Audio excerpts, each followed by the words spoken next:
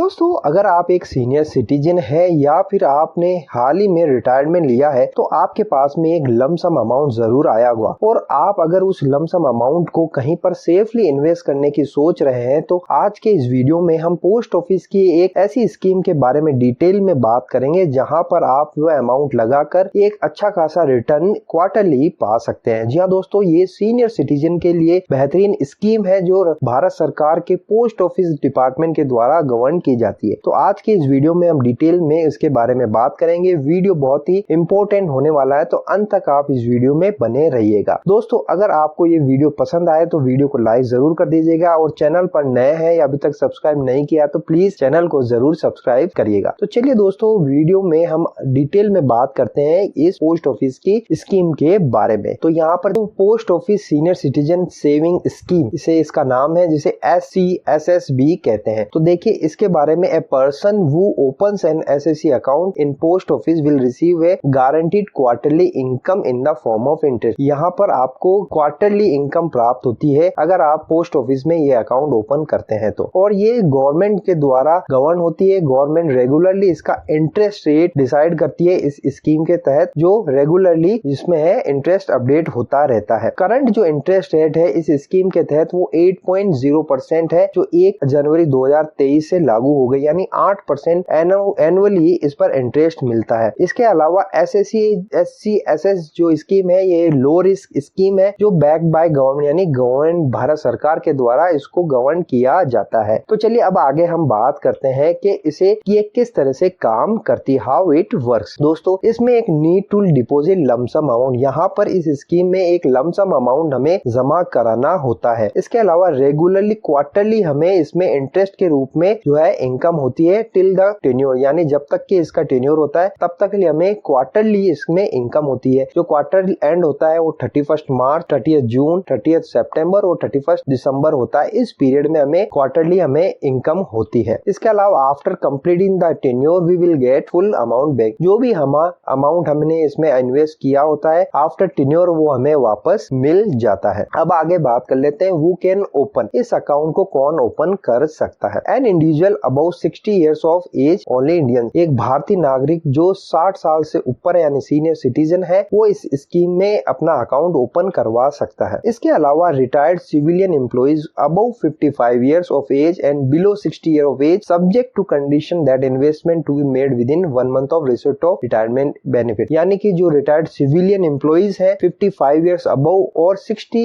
years below और उन्होंने एक महीने के विद इन रिटायरमेंट के 1 महीने में अकाउंट ओपन करा लिया हो तो वो भी इसके लिए एलिजिबल हो जाते हैं। इसके अलावा जो डिफेंस एम्प्लॉइज होते हैं 50 years यानी 50 साल से ऊपर जो डिफेंस के एम्प्लॉइज है वो भी इसमें ओपन करवा सकते हैं, और 60 साल से पहले with in 1 month of receipt और रिटायरमेंट के 1 महीने के अंदर अगर वो अकाउंट ओपन करवा देते हैं तो इस स्कीम के अंतर्गत वो एलिजिबल हो जाते हैं। Account can be open as individual capacity और जॉइंटली विद स्पाउस ओनली, यानी कि ये अकाउंट अपनी नॉमिनी यानी वाइफ के साथ में ओपन किया जा सकता है। अब आगे बात करते हैं the whole amount of deposit in a joint account shall be attributable to the first account holder, यानी कि जो भी अमाउंट लमसम अमाउंट यहाँ पर जमा होता है वो जो फर्स्ट प्राइमरी होल्डर है उसके एट्रिब्यूट उसके नाम पर ही होता है। अब आगे बात करते हैं डिपॉजिट हमें कितना कराना पड़ता है और क्या रहता है इसका process. Minimum deposit shall be 1000 and multiple of 1000 subject to maximum limit of 15 lakh in all SCSS account open by individual, यानी कि 1000 से आप इसकी शुरुआत कर सकते हैं या मल्टीपल ऑफ 1000, और मैक्सिमम जो इस अकाउंट में आप लमसम अमाउंट जमा करा सकते हो वो 15 लाख रुपए है। और आप इस अमाउंट के अलावा जितने भी SCSS अकाउंट है वो आप 15 लाख से ज्यादा उसकी लिमिट एक्सीड नहीं होनी चाहिए। अगर आपने 2-3 अकाउंट ओपन किए तो सब मिला के वो 15 लाख से ऊपर नहीं होने चाहिए। इसके अलावा in case of any excess deposit made in SCSS account, excess amount will be refunded immediately to the depositor and only PO saving account interest rate will be applicable from the date of excess deposit to the date of refund, यानी कि अगर 15 लाख से access हो जाता है तो वो amount आपको रिफंड हो जाता है या फिर आपको उस पर PO की जो सेविंग अकाउंट इंटरेस्ट है वही मिलती। इसके अलावा invest under this scheme qualify for the benefit of 18C section income tax department, यानी कि आपको 80C के अंतर्गत इसमें टैक्स बेनिफिट भी मिलता है इस स्कीम के तहत। अब आगे बात करते हैं इंटरेस्ट क्या रहता है, यानी हमें किस तरह से इंटरेस्ट पेबल होता है। Interest shall be payable on quarterly basis and applicable from the date of deposit to 31 March, 30 June, 30 सितंबर और 31 दिसंबर, यानी कि हमें क्वार्टरली पेमेंट होता है। फर्स्ट टाइम में जो भी डेट हमने डिपॉजिट की है उससे जो एंड ऑफ द क्वार्टर है उससे हमें पेड में मिल जाता है, और उसके बाद में रेगुलरली क्वार्टर एंड पर हमें ये अमाउंट हमारे अकाउंट में मिल जाता है। If the interest payable every quarter is not claimed by an account holder, such interest shall not earn additional interest, यानी कि अगर हम वो अमाउंट क्लेम नहीं करते हैं तो उस पर जो है उस इंटरेस्ट पर इंटरेस्ट इस स्कीम के तहत नहीं मिलता, यानी कि कंपाउंड इंटरेस्ट नहीं मिलता है। Interest can be drawn through auto credit into saving account, यानी कि हमें जो भी इंटरेस्ट होता है वो हमारे अकाउंट में ऑटो क्रेडिट हो जाता है क्वार्टर एंड पर। इसके अलावा interest is taxable if total interest in all SCS account exceed 50,000, अगर 50,000 से ज्यादा अमाउंट हो जाता है तो वो टैक्सेबल में आ जाता है इन फाइनेंशियल ईयर के अंतर्गत। TDS at the prescribe rate shall be deducted from the total interest paid, interest जितना पेड उससे हो जाता है। No TDS will be deducted if in form 15G 15H is submitted and accrued interest not above prescribed limit, यानी कि अगर हम form 15G 15H जमा करवा देते हैं पोस्ट ऑफिस में तो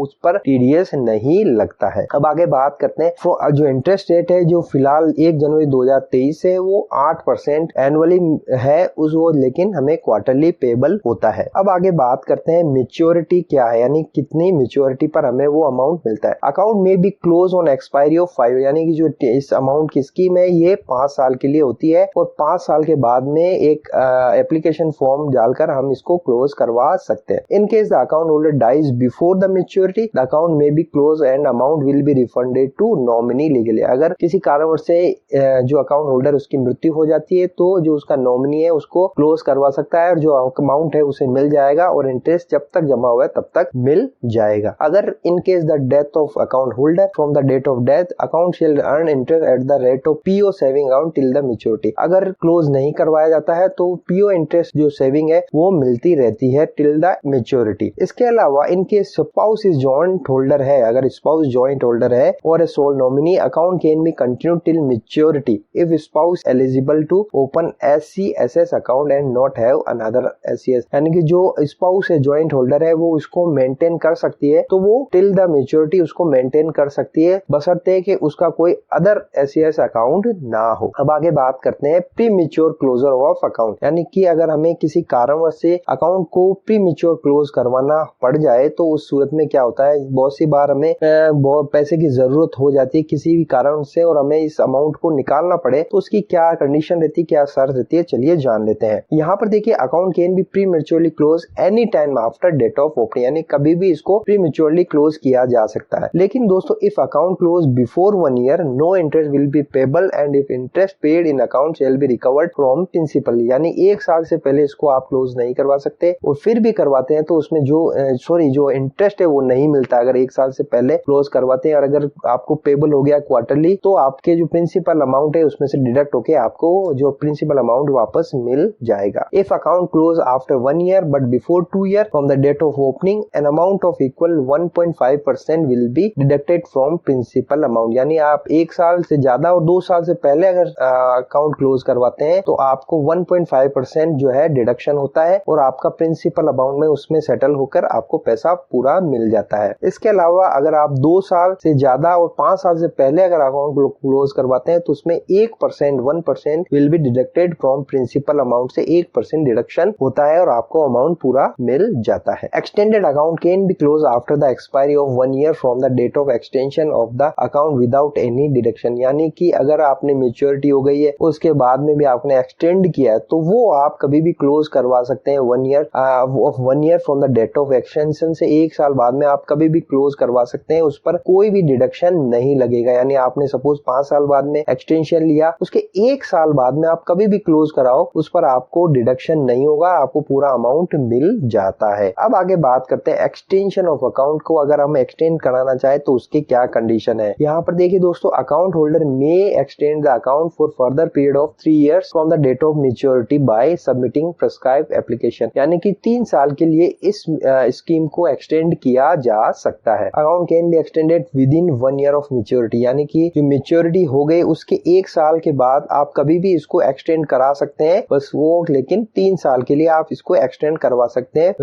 मैच्योरिटी के बाद में। Extended account shall earn interest at the rate of applicable on the date of maturity, यानी जो भी डेट ऑफ मैच्योरिटी पे जो इंटरेस्ट रेट है वो आपको एक्सटेंडेड अकाउंट जब तक भी रहता है उस तक वो सेम इंटरेस्ट रेट आपको मिलती रहती है क्वार्टरली। तो चलिए अब एक कैलकुलेशन से एग्जांपल से समझ लेते हैं कि हम कितना अमाउंट जमा कराएं और हमें कितना रिटर्न मिलने वाला है। यहाँ पर देखिए दोस्तों, मैंने दो अमाउंट लिए एग्जांपल के लिए। अगर हम लमसम 8 लाख रुपए डिपॉजिट करवाते हैं तो जो इंटरेस्ट रेट रहता है एनुअली वो 8% अभी फिलहाल है। जो इसके हिसाब से जो मंथली इनकम निकल कर आती है वो 5,333 रुपए है और पेबल होगी आपको क्वार्टरली, यानी 16,000 लमसम आपको पेबल होगी क्वार्टरली। इसके अलावा अगर आप फुल अमाउंट यानी 15 लाख जो लिमिट है वहां तक जमा करवाते हैं 8% के हिसाब से वो होता है मंथली 10,000 रुपए और पेबल होता है आपको क्वार्टरली 30,000 रुपए आपको क्वार्टरली पेबल हो जाता है। तो देखिए दोस्तों, इस तरह से अगर आपके पास में कोई रिटायरमेंट का बड़ा अमाउंट आया है, चाहे 8 लाख 10 लाख 15 लाख, तो आप इस सीनियर सिटीजन सेविंग स्कीम में जमा करवा सकते हैं और आपको एक सेफ अमाउंट आपके जो भी लमसम आपने जमा कराया आपको सेफली आपके अकाउंट में क्रेडिट होता रहेगा क्वार्टरली और आप अपना जो भी रिटायरमेंट के बाद का जो जीवन है वो आसानी से और सेफली सिक्योरली आप जो है जी सकते हैं। तो आई होप दोस्तों आपको पोस्ट ऑफिस की ये सीनियर सिटीजन सेविंग स्कीम समझ में आ गई होगी। फिर भी आपके कोई डाउट क्वेश्चन है तो आप जरूर पूछिए, मैं उसके बारे में जरूर रिप्लाई करूंगा। वीडियो अच्छा लगे तो प्लीज लाइक कर दीजिएगा, शेयर जरूर करिएगा और चैनल पर नए तो सब्सक्राइब करना ना भूलिए। तो फिर मिलते हैं एक नई जानकारी एक नए वीडियो में, तब तक के लिए अपना ख्याल रखिएगा। Thank you very much.